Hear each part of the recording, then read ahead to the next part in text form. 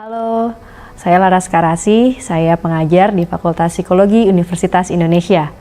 Kali ini kita akan membahas penulisan publikasi ilmiah. Kenapa sih kita perlu melakukan publikasi ilmiah? Secara umum ada 3 alasan. Yang pertama adalah kita berkontribusi pada kemajuan ilmu pengetahuan. Sebagai akademisi tentunya salah satu tugas kita adalah tidak hanya menjadi pengguna ilmu pengetahuan tapi juga merupakan produsen dari ilmu pengetahuan. Yang kedua adalah menyebarkan pengetahuan atau hasil temuan yang kita miliki. Tentunya ini berkaitan dengan tujuan yang pertama tadi, yaitu memajukan ilmu pengetahuan. Dan yang ketiga, jujur saja pasti ada komponen administratif. Misalnya kita perlu melakukan publikasi untuk lulusan S3 misalnya, atau kita melakukan publikasi demi terpenuhinya tridharma perguruan tinggi, atau untuk kenaikan pangkat. Nah, ketiga alasan tersebut sama-sama penting. Ada beberapa jenis publikasi akademik atau publikasi ilmiah. Yang pertama adalah artikel di jurnal ilmiah atau di jurnal akademik. Nah, artikel ini biasanya banyak dilakukan oleh akademisi pada bidang ilmu kesehatan atau ilmu sosial, juga di bidang saintek. Nah, untuk di ilmu sosial atau ilmu kesehatan termasuk psikologi, ini adalah bentuk atau kanal publikasi yang paling lazim. Dan kalau secara administratif tadi biasanya mendapatkan penilaian KUM yang paling tinggi. Nah, yang kedua adalah bab buku atau book chapter pada sebuah edited volume misalnya.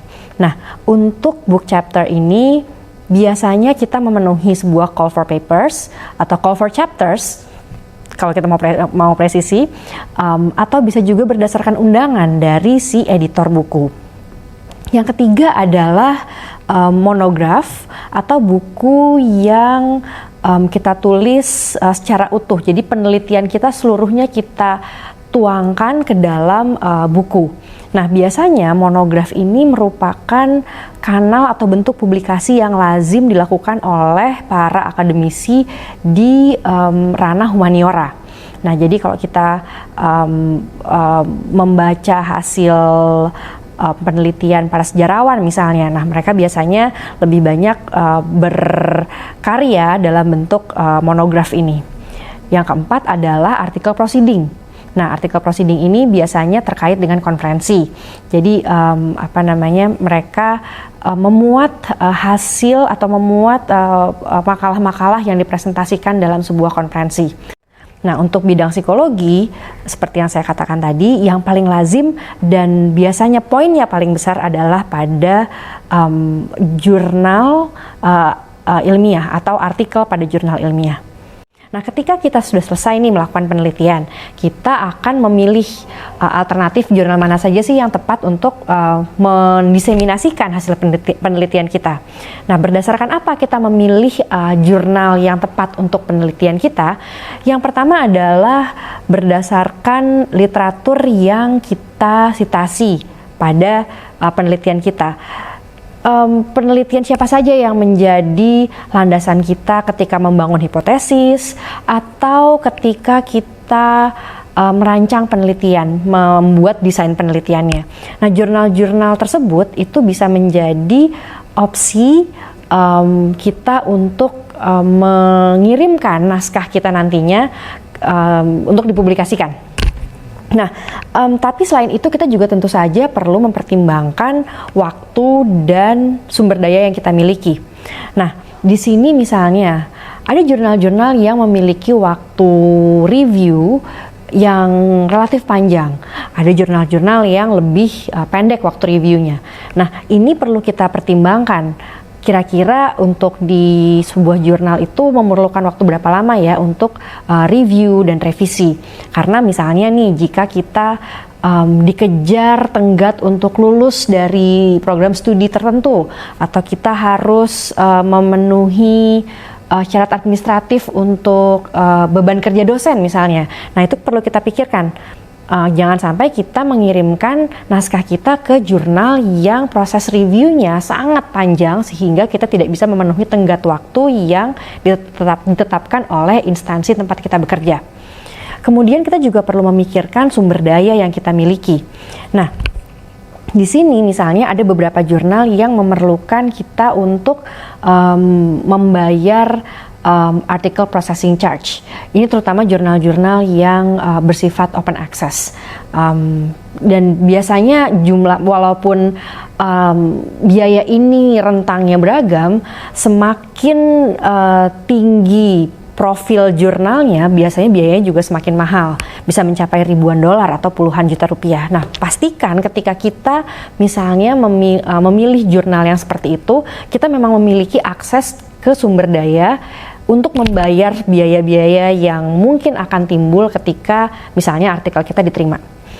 Nah, kemudian yang ketiga adalah pertimbangkan juga kemampuan menulis kita, termasuk kemampuan berbahasa.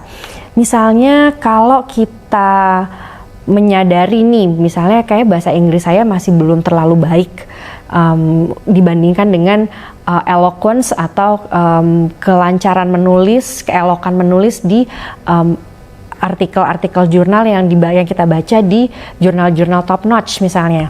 Nah, itu kita perlu mempertimbangkan apakah kita tetap akan mengirimkan ke jurnal internasional atau misalnya kita berganti strategi, kita kirim ke jurnal nasional tapi yang akreditasinya baik. Nah, kalau kita tetap misalnya entah karena keinginan atau karena syarat administratif, kita harus tetap mengirimkan ke jurnal internasional. Nah, ini strateginya mungkin bisa dengan satu, melibatkan kolaborator atau co-author yang memiliki kemampuan bahasa Inggris yang baik, yang proficient. Nah, tentunya ketika kita memiliki kolaborator di sini, kita perlu memiliki persetujuan. Jadi harus ada agreement dan consent di awal mengenai misalnya urutan penulis, siapa yang menjadi penulis pertama, siapa yang menjadi penulis kedua, siapa yang menjadi penulis korespondensi, kemudian siapa yang bertanggung jawab atas penulisan bagian mana, dan seterusnya.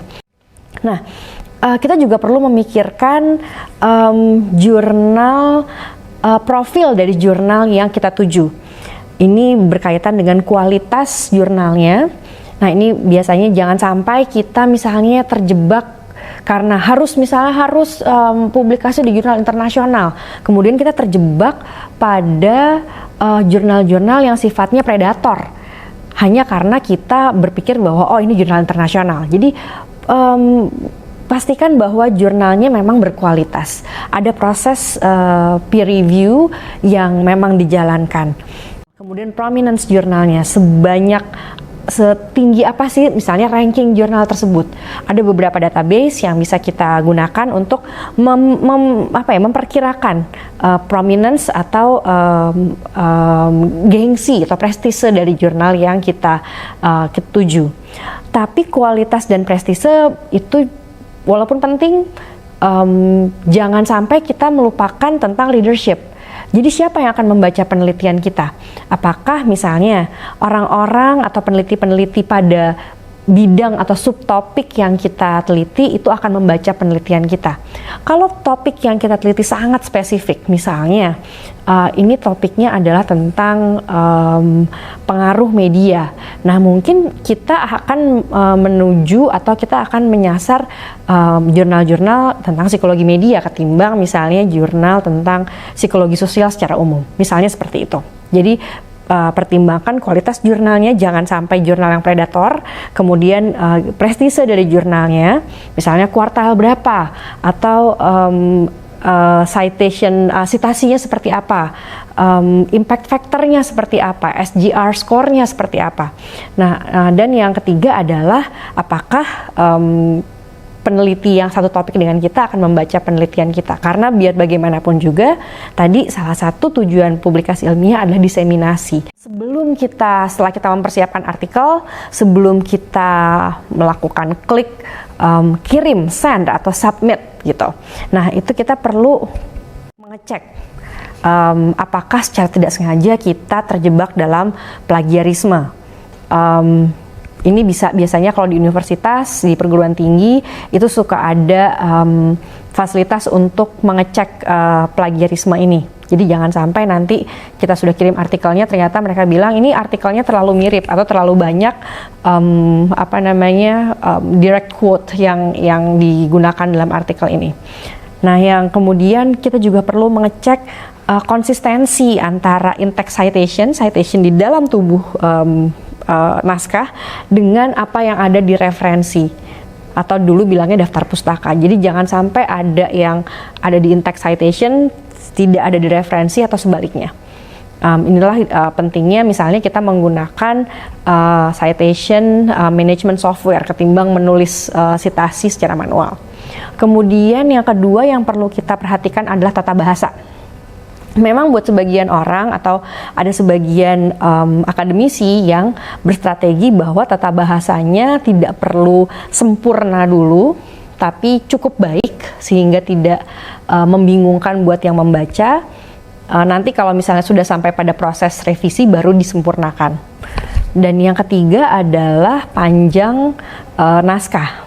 Panjang naskah, gaya sitasi atau gaya selingkung, formatable dan sebagainya itu juga perlu diperhatikan. Jangan sampai kita menyalahi apa yang ditentukan oleh pihak jurnal.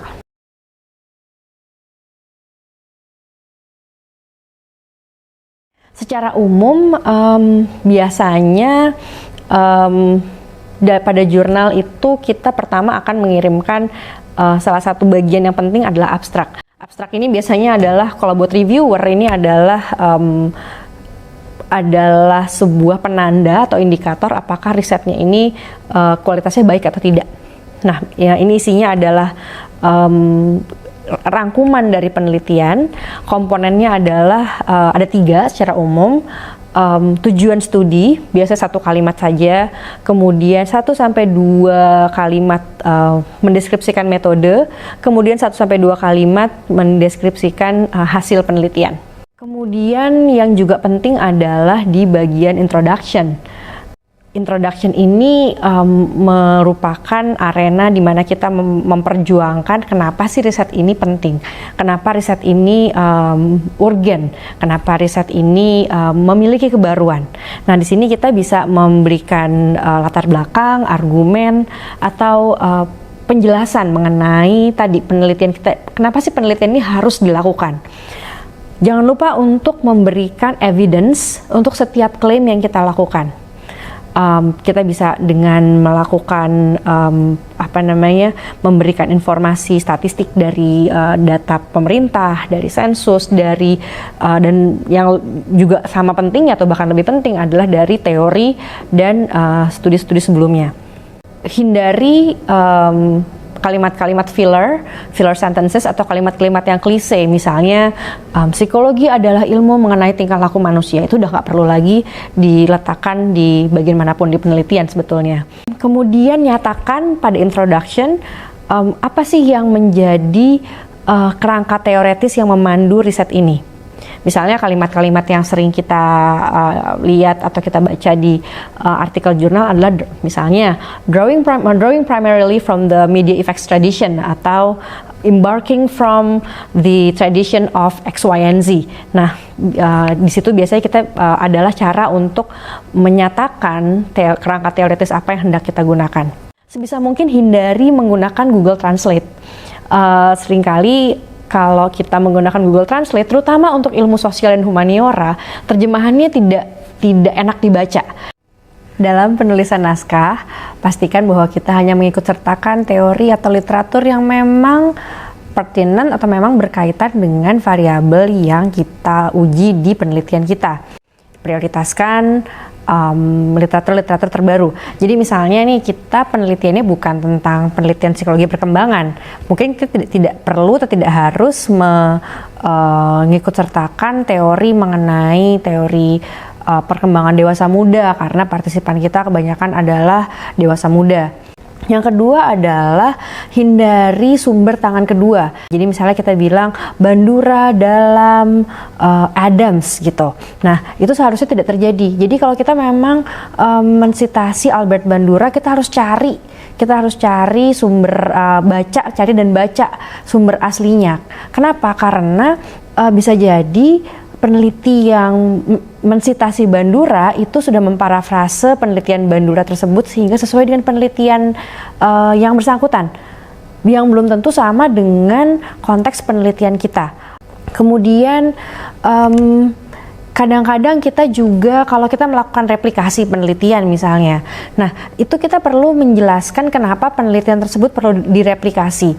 Dan seringkali penjelasannya tidak cukup atau tidak memadai hanya dengan bilang bahwa misalnya penelitian aslinya kan dilakukan di Amerika Serikat misalnya, sedangkan ini di Indonesia. Nah, ketika kita sudah selesai menulis, tibalah waktunya untuk submission atau mengirimkan naskah kita. Nah, dalam paket submission itu ada 2 komponen yang penting. Yang pertama adalah tentu saja naskahnya itu sendiri. Jangan lupa naskah biasanya diminta oleh jurnal untuk di-anonymize. Jadi kita hilangkan properti penulisnya atau authornya dari naskah. Kalau yang menggunakan Microsoft Word biasanya lebih mudah. Di bagian personal information tuh harus dihilangkan. Jadi nama authornya dihilangkan, dan jangan sampai ada periksa lagi di file propertiesnya, jangan sampai si nama authornya itu masih ada. Nah, juga pastikan kita cocokkan dengan ketentuan jurnalnya. Apakah misalnya si jurnalnya meminta para penulis untuk melampirkan 1 halaman terpisah untuk judul yang berisi nama penulis dan afiliasi instansi yang terpisah dari badan tulisan, misalnya seperti itu. Nah, biasanya badan tulisannya ini yang sangat penting untuk di-anonymize. Jangan sampai nanti terbaca oleh reviewer, terutama untuk jurnal-jurnal yang menetapkan double blind review process, atau di mana penulis dan reviewer sama-sama tidak tahu siapa yang mereview siapa. Yang kedua, selain naskah itu ada dokumen pelengkap, yaitu berupa namanya cover letter. Jadi kita menulis surat kepada ketua dewan editor atau editor in chief dari jurnal tersebut. Nah, disitulah kita menjelaskan kenapa sih penelitian ini merupakan good fit atau penelitian ini cocok untuk diterbitkan di jurnal yang bersangkutan. Kemudian ada secara teknis ada beberapa informasi yang juga kita ikut sertakan di surat tersebut, misalnya berupa panjang naskahnya, kemudian ada berapa tabel, ada berapa gambar yang kita ikut sertakan dalam naskah tersebut. Juga seandainya nih naskah ini merupakan versi lanjutan dari misalnya naskah yang pernah kita presentasikan di sebuah konferensi, itu juga perlu kita deklarasikan di situ. Jadi bahwa penelitian ini sudah pernah dipresentasikan di sebuah konferensi tapi belum pernah dipublikasikan di kanal manapun. Nah, ini adalah naskah dari penelitian yang sama, misalnya seperti itu. Nah, itu harus kita deklarasikan di cover letter.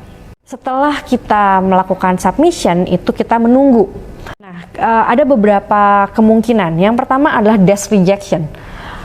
Desk rejection terjadi ketika kita misalnya naskah kita dibaca oleh editor dan editor merasa bahwa naskah kita tidak atau kurang cocok untuk jurnal yang dipimpinnya.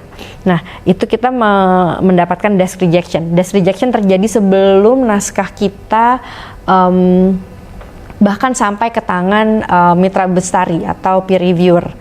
Nah, kalau naskah kita sampai ke peer reviewer, kemudian kita akan menunggu lagi.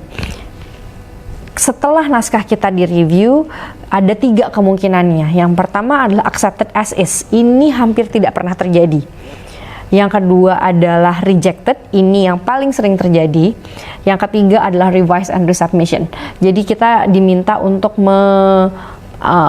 merevisi naskah kita dan mengumpulkannya, mengirimkannya kembali. Ini adalah best bet atau harapan kita yang paling sering terjadi. Nah, ketika artinya sebetulnya si reviewer itu tertarik dengan penelitian kita, mereka tertarik dengan ide penelitian kita, tapi untuk memperbaiki atau untuk membuat penelitiannya menjadi lebih baik itu ada sejumlah revisi atau sejumlah perbaikan dan modifikasi yang perlu kita lakukan. perbaiki, kita menyiapkan sedaftar dari apa yang diminta oleh reviewer. Kira-kira tuh kalau kita itemize, kalau kita buat bullet points apa saja sih yang mesti kita lakukan. Kemudian tentu saja kita memperbaiki naskah kita berdasarkan daftar yang tadi kita buat. Nah, kemudian tadi revisinya itu apa saja yang sudah kita lakukan selama revisi itu juga kita catat supaya nanti bisa kita masukkan ke dalam dokumen pelengkap ketika kita mengirimkan naskah tersebut kembali sebagai bukti bahwa kita telah merevisi. Oke, nah ketika kita mengirimkan resubmission atau paket pengiriman naskah revisi ke jurnal, ada 3 komponen yang perlu kita lengkapi. Yang pertama tentu saja naskah yang sudah direvisi. Yang kedua adalah kita harus membuat cover letter baru kepada ketua editor. Jadi cover letter ini menjelaskan secara umum apa yang sudah kita lakukan dalam proses revisi. Nah, yang ketiga adalah daftar revisi yang lebih detail. Tadi kan ketika kita melakukan revisi kita harus mencatat dengan baik apa saja yang sudah kita lakukan, dan revisi tersebut merujuk pada atau memenuhi permintaan reviewer yang mana. Nah, itu semuanya perlu kita tulis menjadi satu dokumen dan kita sertakan dalam proses revisinya tadi, dalam paket revisinya tadi itu. Jadi ada naskah, ada cover letter kepada ketua dewan editor, dan daftar revisi. Itu 3 komponen yang penting dalam paket resubmission. Setelah itu kita menunggu lagi. Nah, ini biasanya bisa ada revisi ronde 2 atau bisa bisa ditolak atau bisa diterima. Nah, kalau ditolak berarti kita harus mencari jurnal lain yang kira-kira bisa atau berada di bawah jurnal yang tadinya kita tuju, yang biasanya persyaratannya lebih longgar. Kalau misalnya kita diundang untuk melakukan revisi ronde 2, itu juga sebaiknya kita terima dulu gitu, karena biasanya kalau sudah revisi itu berarti reviewernya sebetulnya tertarik dan jurnalnya juga tertarik dengan penelitian kita. Dan setelah 1 atau 2 ronde revisi biasanya naskah diterima. Demikian mungkin sekilas dari proses publikasi yang bisa saya share atau bisa saya bagikan. Semoga bermanfaat. Sampai ketemu dan tetap sehat selalu. Bye.